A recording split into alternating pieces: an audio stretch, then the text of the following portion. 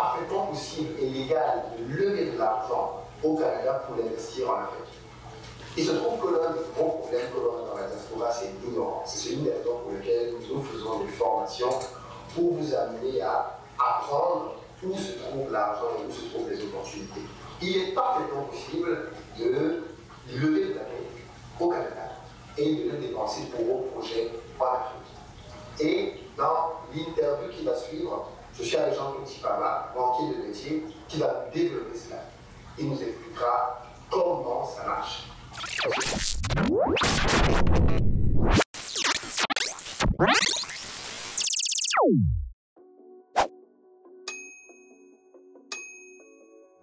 Avant de commencer, je voulais dire merci à tous ceux qui continuent à supporter la chaîne, tous ceux qui continuent à regarder les vidéos, à laisser les commentaires. Merci, merci pour votre participation. Ceux qui ne le font pas, je vais vous demander, please, please, please, faites-le. C'est une émission, on ne parle pas de politique, souvent on parle de l'entrepreneuriat. Et ce sont des conversations que nous devons avoir en tant que communauté congolaise, en tant que communauté africaine.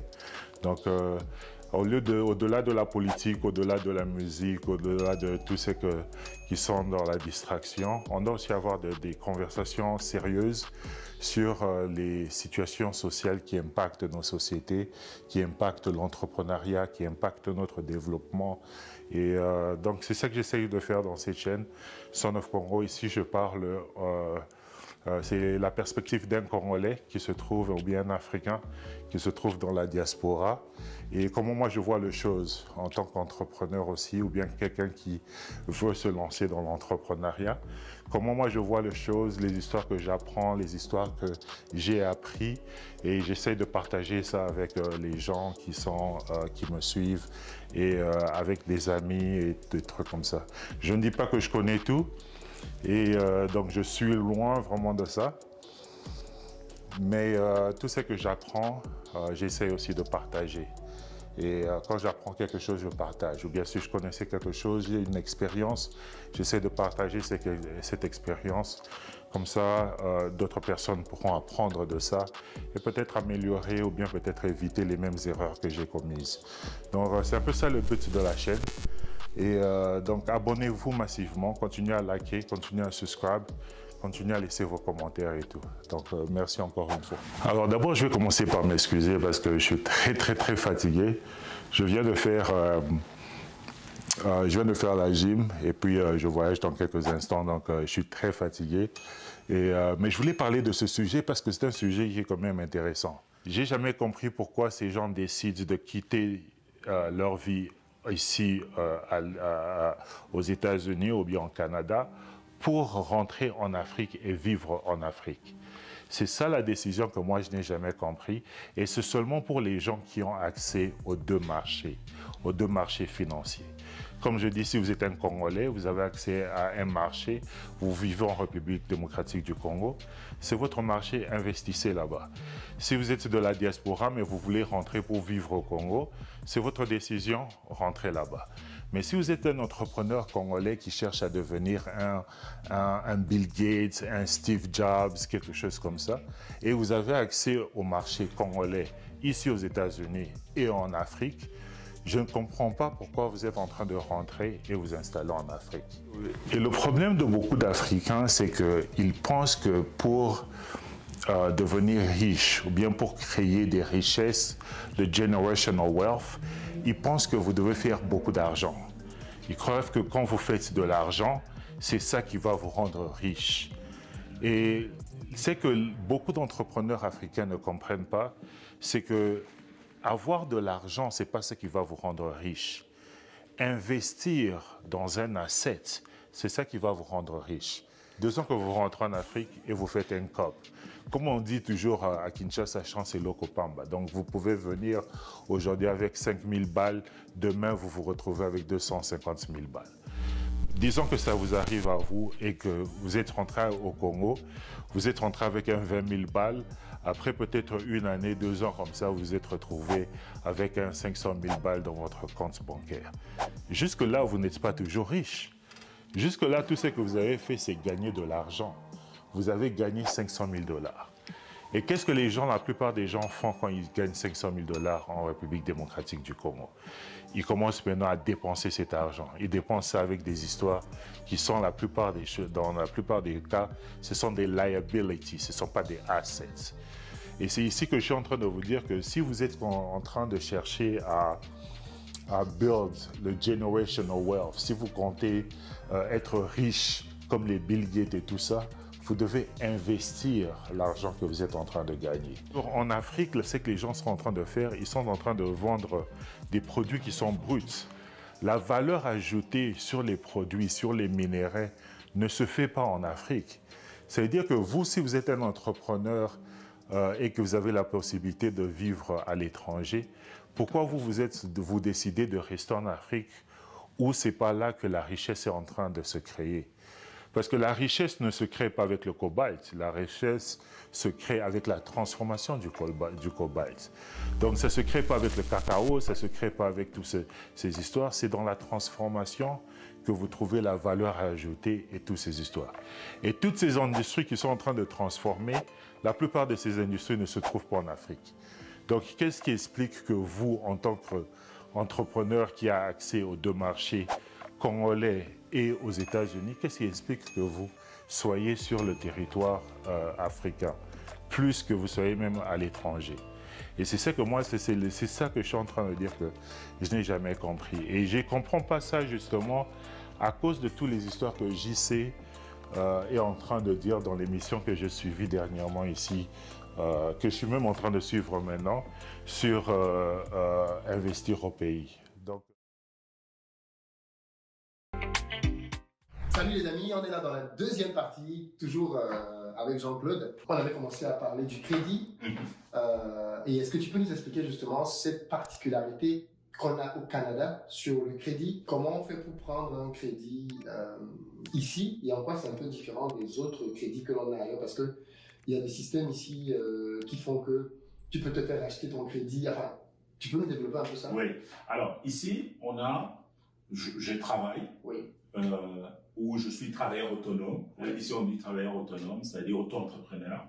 C'est compté aussi. Okay. Donc, on va regarder, on va évaluer le revenu annuel et puis on va déterminer ta capacité d'emprunt et donc ta capacité de remboursement. Et c'est très flexible et c'est très bien. Donc là, je peux donner des formules pour comment calculer sa capacité d'emprunt. Mais donc, du coup, si je suis employé, et ici, hein, on n'a pas besoin d'être en CDI, comme en France. En France, on dit, ah tiens, vous devez être en CDI, etc. Non, ici, tu es à l'emploi. Qu'il soit temporaire, on s'en fout. Tant que tu gagnes de l'argent, tant que de l'argent tombe sur ton compte, on va regarder l'antériorité. Les taux de chômage sont très faibles, donc on a eu récemment encore du 5-6%, donc du plein emploi. Donc il n'y a pas de personne qui peut dire j'ai pas d'emploi. Ici c'est très rare, c'est très difficile. Donc dès lors que j'ai un revenu, donc je peux emprunter. Je vois une maison, un appartement qui coûte 500 000, 300 000, 500 000 $. Je vais emprunter. Je vais à la banque, je dis tiens, j'ai vu un appartement qui m'intéresse. La banque va me demander deux choses. Est-ce que tu travailles? Oui. Est-ce que tu as une mise de fonds? Si tu as une mise de fonds, donc c'est un apport personnel. Si tu ne l'as pas, on peut te donner une garantie fédérale. C'est une assurance fédérale de l'agence fédérale des logements. Donc, c'est comme une assurance que tu souscris et qui couvre ton manque de mise de fonds. Vous voyez, ça c'est encore une particularité du Canada.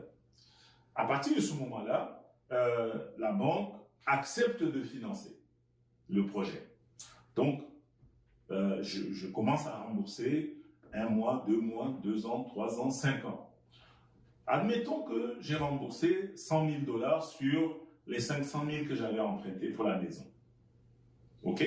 Les 100 000 là que j'ai remboursés, ils sont disponibles, quasi disponibles tout de suite. Ça veut dire que le produit mortgage, hypothèque que la banque t'a donné, est assorti, est attaché à un autre produit qu'on appelle marge atout ou ligne de crédit. Et cette ligne de crédit est disponible à tout moment. Donc, si je suis sur mon compte sur lequel je fais des paiements pour rembourser ma maison, j'émets un chèque de 50 000 $, ce chèque va être honoré. Parce que dans le compte, il y a en dessous une ligne de crédit qui n'apparaît pas, mais qui est attachée à la maison. Ça veut dire quoi? Ça veut dire que chaque fois que je paye la maison, je m'enrichis, donc une partie de la maison est libre de dette. Oui. Donc, si une partie est libre de dette, elle peut, cette partie-là, constituer un évier pour emprunter, pour faire autre chose. Pour emprunter et faire autre chose. Il n'y a pas cette musique en France. Vous voyez? Donc, ça, c'est ça qui est incroyable. Oui, c'est vrai. Donc, ça veut dire que si j'ai payé 100 000, j'ai 80 000 de disponibles pour un projet. Que la banque peut te les remettre en cash? Oui, il suffit, je peux même te faire une traite bancaire. Et ça prend 45 minutes pour obtenir la signature de ton conseiller. 45 minutes pour sortir ça en cash. Mais pour dépenser, je n'ai pas besoin de l'accord de personne. Cet argent est disponible tout de suite. Mais aux conditions de l'hypothèque. Ça veut dire que l'hypothèque, tu l'as pris à 4%, 5%, ben, la marge de crédit est au taux préférentiel, c'est-à-dire le taux de l'hypothèque plus un quart de point, plus un demi-point qu'on va rajouter là-bas dessus. Donc, c'est pour ça que on ne peut pas emprunter pour consommer. C'est pour ça que les gens, quand ils empruntent sur leur carte de crédit à 19-20%, mais moi, je suis sidéré. Commence à acheter un bien immobilier et puis rembourse. Quand tu rembourses, tu t'enrichis. Parce que ce bien-là, il augmente de valeur. En plus. C'est vrai. Tu as le double. Tu as l'effet. Double effet sur le bien. Donc, il augmente de la valeur. Donc, chaque année, au 30 juin, la ville, la municipalité, les services économiques de la municipalité, de la ville dans laquelle tu as acheté ton appartement, vient faire une réévaluation. C'est vrai, il y a des conséquences fiscales. Ça veut dire que la taxe on appelle la taxe foncière augmente, mais aussi la taxe scolaire. Ici aussi, il y a une taxe qu'on appelle la taxe scolaire, qui n'a rien à voir avec tes enfants, mais qui a à voir avec toi, la valeur de ta maison doit contribuer à l'école de quartier. Oui. Donc, c'est ça qu'on appelle la taxe scolaire. Donc, cette taxe scolaire-là, mais c'est dérisoire par rapport à la valeur du bien. Donc, à la fin de l'année, pour une maison, vous pouvez payer 700-800 $ de taxe scolaire pour une année. C'est dérisoire. Ouais. Donc, aujourd'hui, ici au Canada, quelqu'un ne peut pas dire « je ne peux pas acheter et je ne peux pas démarrer un projet entrepreneurial ». Et aujourd'hui, d'autant plus qu'avec avec l'Internet, le digital, etc., donc je peux être en emploi et avoir quelque chose chez moi en ligne. Je fais du community management pour quelqu'un, je crée du contenu, enfin, je peux gagner bien ma vie, investir au pays, une fois par année, aller. En plus, si tu es Congolais, tu travailles au Canada et depuis 3 ans, tu peux investir dans l'immobilier, financé pas ici, mais financé au pays. En plus de ça. Il y a des banques qui prennent en compte tes revenus au Canada. Toutes les banques au Congo. Ah oui? Oui, toutes les banques au Congo vont tenir compte de ton revenu au Canada et te financer localement. Elles prennent quoi en hypothèque, le bien? Le bien que tu as acheté est pris en hypothèque localement. Il faut qu'on aille tous au Congo. Et en plus, si tu mets des locataires, donc Oui, c'est autofinancement. c'est autofinancé. Donc chaque jour, toi, tu constates seulement que tu t'es enrichi. Tu t'enrichis ici, tu t'enrichis là-bas. Le jour de ta retraite, tu es un prince. Pourquoi beaucoup de Congolais ne font pas ça? C'est l'ignorance. Beaucoup de gens ne savent pas. C'est pour ça que c'est bien de faire ce genre d'émissions. Hein, bravo à Investir au pays. Non, mais c'est vrai. Parce que tu touches des sujets que les gens ne connaissent pas. Forcément, les gens ne savent pas. Les gens ne sont pas au courant que, voilà, si j'ai un emploi stable au Canada, je suis médecin, je suis infirmière, je suis ingénieur, je travaille, ben, je peux investir dans mon pays, ça me rapporte des revenus. Je peux faire du Airbnb, hein, je peux aller voir Philippe Simon et ses agences pour gérer pour moi, par exemple. Donc, mais oui, ça fait que on multiplie les sources de revenus. Et donc, on éloigne l'anxiété et donc le temps de prière personnel, c'est pour rendre grâce à Dieu. C'est plus pour les... Pour les décédés. Il y a beaucoup de gens au Canada qui sont devenus millionnaires au Canada en immobilier grâce au système de financement dont tu viens de parler. Je vois beaucoup de vidéos de jeunes qui expliquent que, justement, en gros, c'est un peu ce que tu dis, hein, c'est-à-dire qu'ils ont pris des crédits, ils ont pris des premiers crédits, et sur la base de ce premier crédit qu'ils ont commencé à financer, ils ont financé, ainsi de suite, ainsi de suite, ainsi de suite. Quand on arrive au Canada, on a habité la rue des Érables. Des Érables, chez une dame, paix à son âme, Madame Louise Prou. Je l'appelle la grand-mère de mes enfants. Parce que cette maman, cette dame-là, elle avait un cœur en or. En fait, c'est elle qui m'a expliqué comment fonctionnaient les systèmes ici au Canada. Elle m'a dit, moi, je suis propriétaire de plusieurs blocs. Sur la rue des Érables, là, à Montréal, à Rosemont, elle est propriétaire de plusieurs blocs. Wow. Mais une dame ordinaire. Une dame ordinaire. Donc, elle m'explique que ton premier logement, c'est bien. Bravo. Mais ça ne suffit pas. Au contraire, ça devient un levier pour lever un deuxième logement. Mais ce logement, le bien immobilier que tu vas acheter, il va générer des revenus. Et donc, plus la garantie du premier, ça constitue un levier pour le troisième. Et ainsi de suite. Elle n'a pas fait finance à l'université. Elle n'a pas de doctorat en financement des entreprises. Non. Elle a juste compris comment fonctionne le Canada. Et c'est elle qui me montrait. Regardez les Italiens, regardez les Chinois, regardez ici, quand ils viennent, regardez les quartiers et tout ça. Où sont les Africains? Où êtes-vous? Vous, les Congolais, vous êtes où? Vous êtes où? Montrez-moi vos biens que vous avez acquis ici. Et vous allez voir, au Canada, et surtout à Montréal, il y a beaucoup de quartiers. Un quartier italien, un quartier chinois, quartier ceci, quartier vietnamien, quartier, etc. Parce que les gens achètent. Et en immobilier, ils sont vraiment bien implantés. Donc, c'est une opportunité qu'offre le Canada. Donc, des choses qu'on peut faire concrètement ici, sans avoir beaucoup de connaissances. Non. Venez participer à la formation et vous passerez à l'action tout de suite. Tout de suite. C'est le banquier qui parle. C'est vrai. Qu'est-ce qui empêche donc nos pays de multiplier ce genre de modèle intelligent qui favorise le crédit?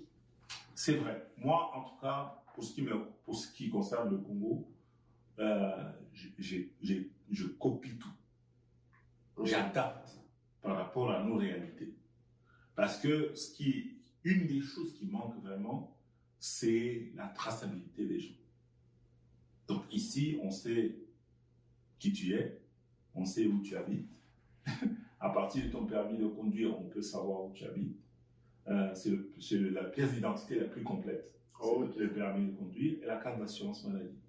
Donc ces deux pièces-là, on sait qui tu es. À 100% qui tu es. Parce qu'on a accès à tout. Donc, du coup, tu ne peux pas disparaître dans la nature. Tu empruntes et puis tu disparais.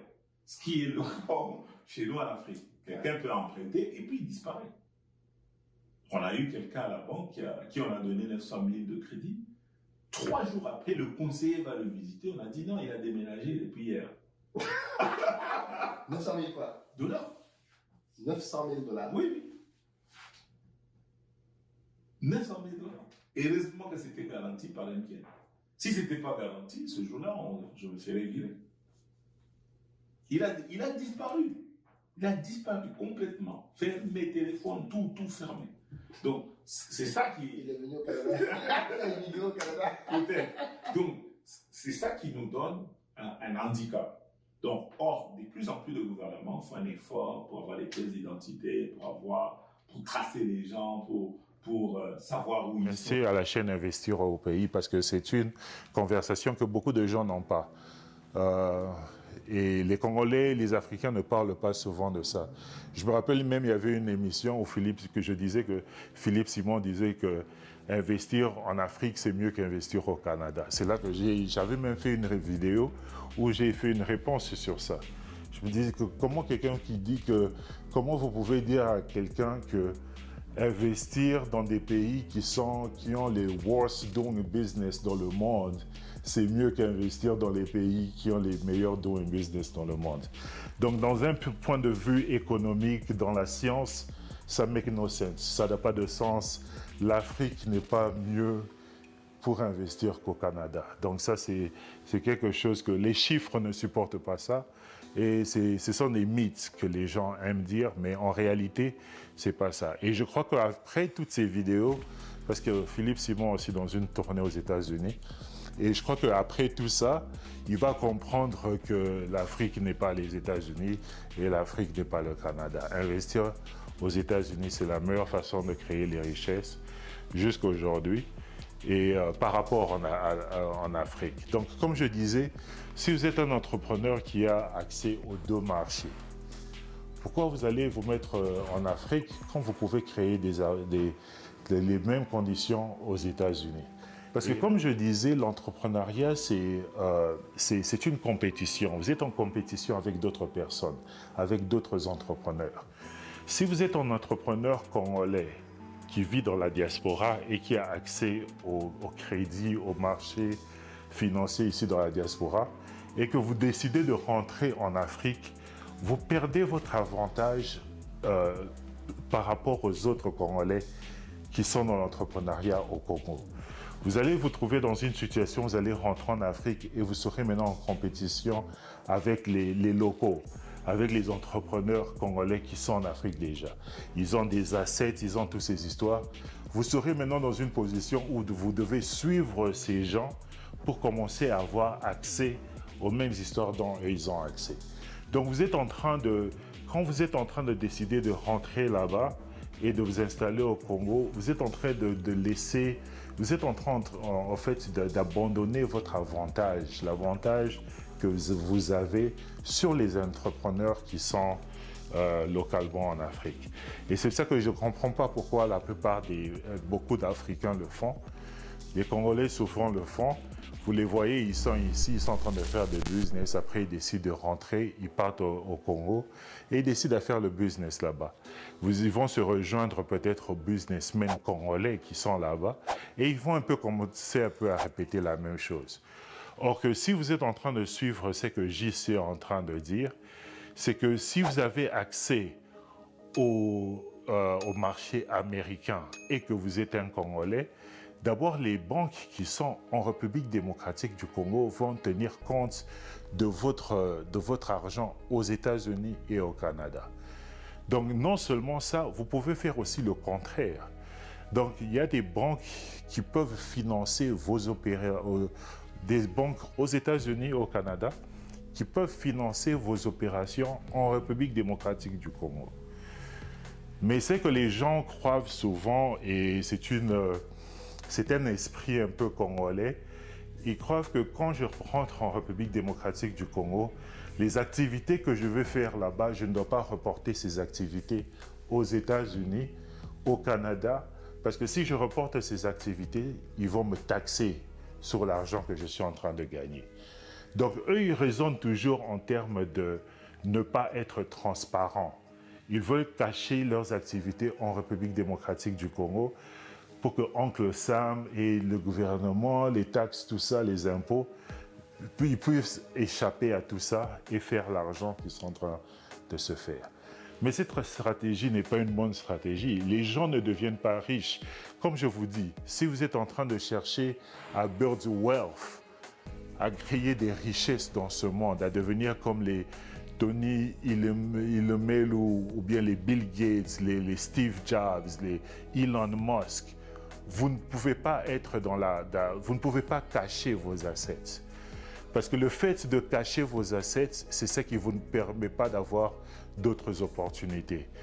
Disons maintenant que vous êtes la personne qui est rentrée et que vous avez eu ces 500 000 $ là, vous êtes rentré avec un 5 000 balles au Congo et vous êtes retrouvé maintenant avec 500 000 balles, Chancelo Kopamba.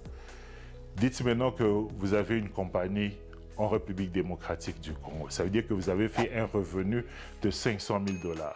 Si vous avez vos connexions avec les banques américaines, vous les montrez les papiers et vous dites que j'ai fait cette transaction et j'ai 500 000 $ là-bas. Ça fait monter directement votre crédit aux États-Unis, ça fait monter la valeur de tous vos assets aux États-Unis par rapport à vos activités que vous êtes en train de faire en Afrique. Et c'est ça le modèle pour devenir riche. Vous devez utiliser l'argent que vous pouvez trouver ici aux États-Unis et investir cet argent en République démocratique du Congo. Disons par exemple que vous avez des petites maisons de famille, tout ça, dans des quartiers comme Lingwala. Vous venez ici aux États-Unis, vous dites que vous avez une parcelle, une maison en Afrique. Ils vont faire l'évaluation. Vous ne vous souciez pas des taxes, de toutes ces histoires. Everything is going to pay for itself. Donc, vous partez là-bas, vous dites que j'ai ce bien immobilier, j'ai besoin d'un 100 000 $ pour que je puisse retaper ça. Vous venez aux États-Unis, on vous donne un crédit de 100 000 $ pour que vous puissiez investir en République démocratique du Congo. Vous prenez cet argent, vous partez dans votre bien familial, à Lingwala, à Bandal, vous construisez, vous mettez même 2-3 portes. Ou bien vous partez en hauteur, comme les maisons de Bandal, comme ça, vous partez même en hauteur encore, vous ajoutez 2 niveaux. Ça va vous coûter moins cher en Afrique. Ça veut dire que vous pouvez vous taper une maison de Bandal, vous pouvez l'améliorer et ça peut vous faire des appartements de 1 000 $, 1 000 $, 1 000 $. Donc vous gagnez quelque chose comme 3 000 $ avec 3 appartements et vous pouvez même ajouter un magasin en bas. Le magasin pour vous faire quelque chose comme 800 $ ou 900 $ si vous mettez des gens qui sont en train de louer là-bas. Donc, comme ça, vous avez déjà quelque chose comme 3 900 ou bien même, disons, 4 000 $ dans un building que vous avez mis à Bandal. Ça, c'est l'argent, c'est le cash flow que vous êtes en train de vous faire à Bandal, en République démocratique du Congo, chaque mois. Et le prêt que vous avez eu à la Banque des États-Unis, vous devez remettre peut-être 2 000 $ par mois. C'est-à-dire que chaque mois, vous êtes en train de vous faire un 2 000 $ en République démocratique du Congo. Oui, vous êtes en train de payer les taxes, mais oui, vous êtes en train de faire ça. Mais pour la banque, vous êtes à un autre niveau. Le prochain prêt que vous allez faire, ce sera des prêts de 500 000. Vous serez au niveau où vous êtes en train maintenant de compétir avec tous les expatriés qui achètent les galeries La Fleur, les galeries, tout ça. Vous aurez ce niveau de prêt. Parce qu'à un niveau, vous allez arriver où la banque va vous dire que, OK, on peut vous prêter 500 000, on peut vous prêter 1 million pour vos projets, on peut vous prêter 2 millions. Parce que vous avez commencé avec des petits projets et vous avez utilisé votre leverage d'avoir accès au marché américain pour investir en République démocratique du Congo. Et c'est comme ça que vous allez devenir riche. Vous n'allez pas devenir riche en faisant des copes de 100 000 $ ici, 200 000 $ là-bas, vous dépensez cet argent. Non, Le cash ne va pas vous faire devenir riche. Vous pouvez avoir 600 000 $, vous pouvez avoir 1 million de dollars dans votre compte en banque. Tant que cet argent est en cash, ça ne va pas vous faire devenir riche. Vous pouvez avoir 50 millions de... Il y a des gens au Congo comme ça, vous checkez leur compte comme ça, ils ont 30 millions de dollars. Mais 30 millions de dollars en cash, ça ne va pas vous faire devenir riche. Ça veut dire que vous avez investi votre argent dans le cash et c'est un mauvais investissement. Vous devez normalement prendre cet argent parce que le cash, ça dépend de la demande. Le dollar, il y a la supply et la demande.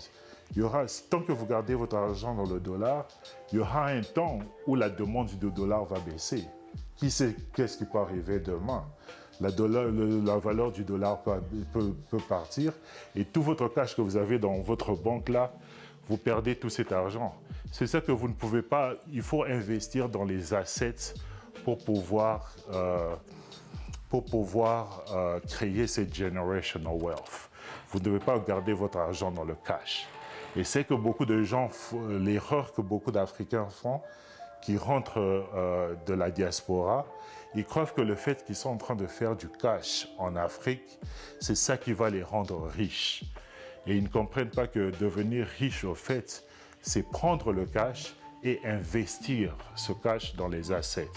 Et quand vous êtes en train de chercher à investir dans les assets, vous aurez plus d'opportunités d'investissement en Europe, aux États-Unis, pour multiplier cet argent par rapport en Afrique. Parce que les banques africaines, ils n'utilisent pas, ils vont pas vous donner le même pourcentage d'intérêt. Ils vont pas vous donner des compound interest. Et quand vous allez regarder over time, l'argent qui se fait même dans le stock market, vous prenez de l'argent aujourd'hui, vous êtes en train d'investir dans le stock market et vous regardez l'argent qui est en train de se faire en Afrique, vos investissements ne vont pas grandir de la même façon. Donc vos investissements doivent être où les gens sont en train de créer de la valeur, où les entreprises sont en train d'augmenter leur richesse, times 2, times 3, times 4. Et là où les gens sont en train de faire ça, ce n'est pas en Afrique, c'est à l'extérieur de l'Afrique.